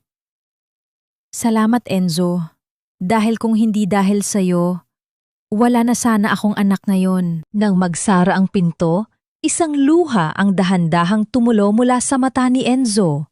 Ang kanyang puso, na matagal ng balot ng kadiliman, ay nakaramdam ng isang munting sinag ng pag-asa. Hindi man ito maibabalik ang kanilang pagsasama, sapat na ito upang magbigay sa kanya ng dahilan para magpatuloy. Isang malawak at tahimik na paghanga ang namayani sa loob ng Grand Ballroom ng Kapitolyo. Ang mga ilaw na nagmumula sa mga dambuhalang kristal na chandelier ay tila mga bituin na nakatuon lamang sa isang tao. Nakatayo si Amara sa gitna ng entablado. Hawak ang isang mabigat na tropeo na gawa sa salamin. Nakaukit doon ang mga salitang, "Babae ng taon, inspirasyon at lakas ng Mariposa Foundation." Ang suot niyang puting gown ay simpleng-simple, walang labis na palamute. Ngunit ang kanyang presensya ay umaapaw sa kapangyarihan at dignidad. Tiningnan niya ang daan-daang matang nakatitig sa kanya. Mga politiko, mga negosyante, at higit sa lahat, ang mga kababaihang natulungan ng kanyang pundasyon. Huminga ng malalim si Amara bago inilapit ang kanyang sarili sa mikropono. Ang kanyang boses ay kalmado, umaalingaw-ngaw sa bawat sulok ng silid, pumapasok sa mga puso ng bawat nakikinig. 3 taon na ang nakalilipas, akala ko ay katapusan na ng mundo ko. Naiwan akong mag-isa sa isang madilim at malamig na silid ng pagamutan. Nawalan ako ng pamilya, nawalan ako ng dangal, at higit sa lahat, nawalan ako ng tiwala sa sarili. Pagsisimula ni Amara, ang kanyang mga mata ay nagpapakita ng anino ng nakaraan, ngunit walang bakas ng pait. Ngunit natutunan ko na ang tunay na halaga ng isang babae ay hindi nasusukat sa mga taong pumili sa kanya, kundi sa kakayahan niyang piliin ang kanyang sarili sa gitna ng pagkawasak. Isang masigabong palakpakan ang namuo mula sa mga manonood, tila isang alon ng pagpupugay na yumakap kay Amara. Iniaalay ko ang parangal na ito sa lahat ng babaeng sinabihang hindi sila sapat, sa lahat ng inang mang-isang itinataguyod ang kanilang mga anak. Huwag kayong matakot sa dilim, dahil doon ninyo matutuklasan ang sarili ninyong liwanag. Pagtatapos niya, kasabay ng isang matamis at purong ngiti. Habang nagpupugay ang buong bulwagan, Ang paningin ni Amara ay hindi sinasadyang apadpad sa pinakadulong bahagi ng silid, malapit sa malalaking pintuan palabas. Sa kabila ng dagat ng mga taong nakasuot ng maikintab na barong at mahahabang kasuotan, may isang aninong nakatayo roon. Si Enzo, wala na ang mga benda sa kanyang ulo, ngunit ang kanyang pangangatawan ay hindi nakasingkisig ng dati. Nakasuot lamang siya ng isang malinis, ngunit simpleng puting polo na nakatupi ang manggas hanggang siko. Wala siyang dalang bulaklak, wala siyang intensyong lumapit. Nakatayo lamang siya roon. Ang kanyang mga kamay ay marahang pumapalakpak, habang ang kanyang mga mata ay puno ng luhang nag-uumapaw sa pagmamalaki at paghanga. Sa unang pagkakataon matapos ang lahat ng unos, nagtama ang kanilang mga paningin. Hindi umiwas si Amara. Hindi rin siya nakaramdam ng galit. Ang tanging naramdaman niya ay isang tahimik na pagtanggap. Pinanood niya kung paano dahan-dahang yumuko si Enzo bilang tanda ng malalim na paggalang. Bago ito tumalikod at tahimik na naglakad palabas ng pinto, hinahayaan si Amara na angkinin ang tagumpay ng walang bahid ng kanyang madilim na anino. Hindi siya sinundan ni Amara. Alam niyang iyon ang pinakamagandang regalong maibibigay ni Enzo sa kanya ngayon, ang kalayaan. Nang matapos ang formal na programa, bumaba si Amara mula sa entablado. Sinalubong agad siya ng isang mahigpit na yakap mula sa maliit na si Mira, habang nakangiting nakatingin sa kanila si Don Fernando at Leandro. "You are so beautiful, Mommy! I'm so proud of you po!" Masayang wika ni Mira habang hinahaplos ang tropeo ng kanyang ina. Lumuhod si Amara para pantayan ang kanyang anak. Hinalikan niya ang noo nito. Ang kanyang puso ay puno ng pasasalamat na lumaki ang bata ng puno ng pagmamahal. Biglang nag-iba ang ekspresyon ni Mira. Ang kanyang inosenteng muka ay napalitan ng isang malalim na pag-iisip. Pinaglaruan ng bata ang laylayan ng gown ni Amara bago mahinang nagsalita. "Mommy, I saw the kind man earlier. Yung nag-save po sa akin sa big boxes. He was standing far away and he was smiling at you." Napatigil si Amara. Ang kanyang paghinga ay pansamantalang natigil. Hinawakan niya ng mahigpit ang maliliit na kamay ng kanyang anak. "Ano pang nakita mo, anak?" Tumingala si Mira. Ang kanyang mga matang kasing itim ng gabi ay direktang tumingin sa kaluluwa ng kanyang ina. Umiiyak po siya habang nag-smile. "Mommy!" Huminto si Mira. Tila hinahanap ang tamang mga salita sa kanyang musmos na isipan. "Mommy, is it okay to love a person who made a very bad mistake? Kahit po nag-sorry na siya, bad person pa rin po ba siya?" Ang tanong na iyon ay tila isang malakas na hangin na yumanig sa matibay na pader sa puso ni Amara. Tumingin siya sa pintuang nilabasan ni Enzo kanina. Ang sugat ay naghilom na, oo. Ngunit ang peklat ay mananatili habang buhay. Sa mga sandaling iyon, alam ni Amara na kailangan na niyang harapin ang huling yugto ng kanyang paglalakbay.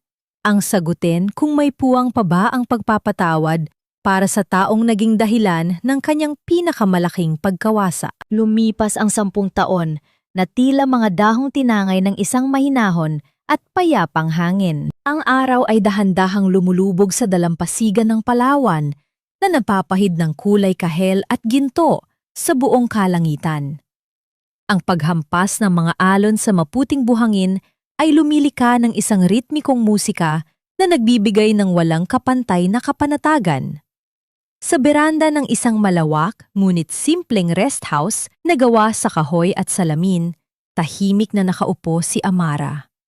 Ang kanyang mukha ay kakikitaan ng ilang manipis na linya ng edad, ngunit ang kanyang mga mata ay nagniningning sa isang uri ng kapayapaan na tanging mga taong dumaan sa matinding unos lamang ang makakaunawa. Sa loob ng bahay, payapang natutulog si Don Fernando, pinalilibutan ng kalinga at pagmamahal ng kanyang pamilya. Ang Mariposa Foundation ay naging isang dambuhalang institusyon na nagbibigay ng silungan sa libu-libong kababaihan. Nakamit ni Amara ang lahat, hindi sa pamamagitan ng paghihigante, kundi sa pagpili na buuin ang kanyang sarili. Dahan-dahang tumayo si Amara at humawak sa barandilya ng beranda. Ang kanyang paningin ay nakatuon sa dalawang figura na naglalakad sa dalampasigan. Ang isa ay isang dalagita na may mahaba at inalon na buhok, nagtataglay ng matatag na tindig ng mga villa court, ngunit may mga matang nagpapaalala ng isang lumang pamilya. Si Mira. 13 taong gulang na siya ngayon. Sa paglipas ng panahon, hindi ipinaggait ni Amara sa kanyang anak ang katotohanan. Ikinuwento niya ang lahat, ang sakit, ang pagkakamali, at ang pagsisisi. Sa tabi ni Mira ay naglalakad ang isang lalaking may mga uban na sa buhok. Ang kanyang balat ay nasunog sa araw dahil sa walang humpay na pantatrabaho sa labas, at ang kanyang mga hakbang ay hindi na kasing bilis ng dati. Si Enzo. Matapos ang aksidente sa warehouse noong araw na yon, hindi na bumalik si Enzo sa Maynila. Tinalikuran niya ang mundo ng negosyo at piniling maging isang ganap na volunteer worker sa mga malalayong probinsya para sa foundation. Hindi siya kailanman nag-asawa muli. Ibinuhos niya ang bawat araw ng kanyang buhay sa pagbubuhat ng mga materyales, pagpapakain sa mga ulila, at pagtulong sa mga taong walang kakahidang lumaban. Naging kabayaran niya ang paglilingkod, hindi upang mabawi si Amara, kundi upang maging karapat-dapat siyang tawaging tao muli. Pinanood ni Amara kung paano umupo si Mira sa buhanginan.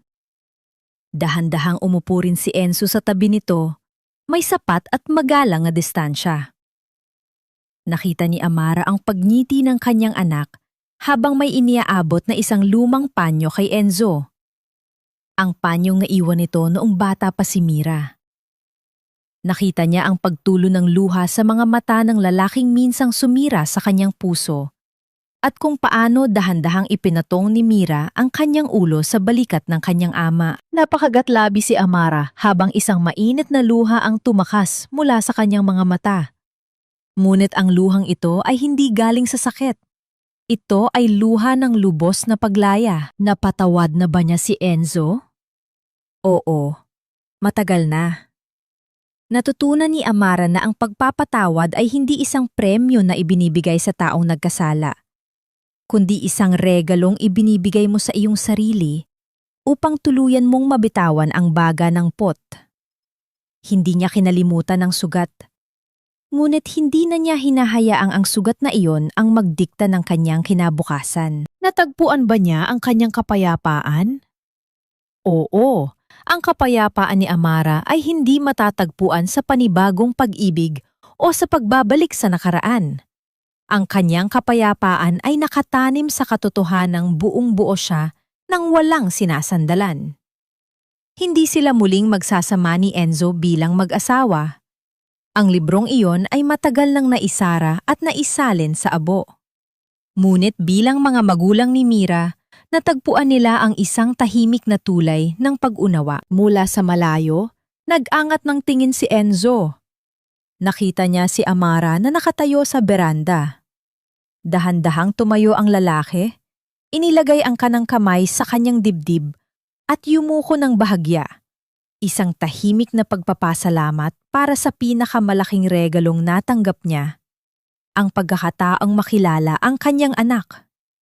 Ngumiti si Amara at marahang tumango bilang tugon. Tinalikuran niya ang dalampasigan at naglakad pabalik sa loob ng bahay kung saan naghihintay ang kanyang ama. Sa huli, ang buhay ay nagturo ng isang napakahalagang aral. Ang tunay na pag-ibig ay hindi palaging nangangahulugan ng pag-angkin. Minsan, ang pinakamataas na anyo ng pagmamahal ay ang pagpapalaya. At sa pagpapalaya ni Amara sa kanyang galit, natagpuan niya ang pinakamagandang bersyon ng kanyang sarili. Isang babaeng hindi na biktima ng kanyang nakaraan, kundi ang reyna ng kanyang sariling tadhana.